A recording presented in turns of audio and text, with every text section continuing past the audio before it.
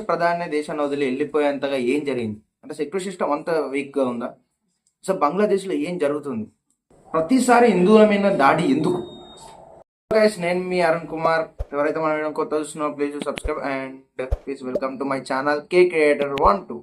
మన దేశానికి 1947 సంవత్సరంలో స్వతంత్రం వచ్చింది. బంగ్లాదేశ్ కూడా 1972లో స్వతంత్రం వచ్చింది.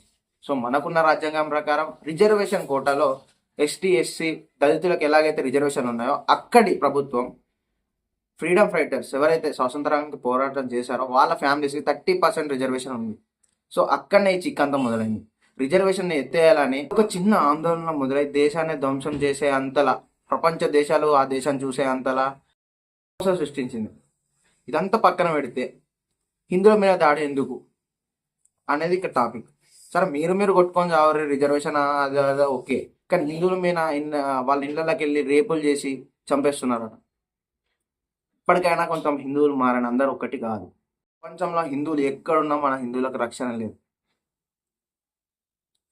ప్రతి ఒక్కరూ ఏది ఎట్లా అంటే అందరు సమానం అని చెప్పేసి మన భారతదేశంలో ఉన్న హిందువులకే రక్షణ లేకుండా పోతుంది.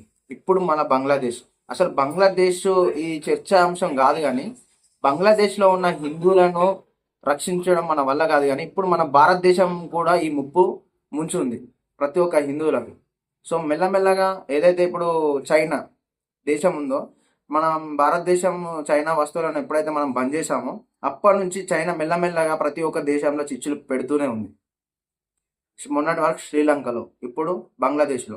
అండ్ దేశ ప్రధాని పారిపోయేంత ఉందంటే అక్కడ సెక్యూరిటీ సిస్టమ్ ఎంత వీక్గా ఉందో మనం ఆలోచించాలి. ఒక దేశ ప్రధాని 5 సంవత్సరాల నుంచి బంగ్లాదేశ్ని వెళ్తుందామే, అలాంటి ఆమెని పారిపోయిందంటే అర్థం చేసుకోవాలి.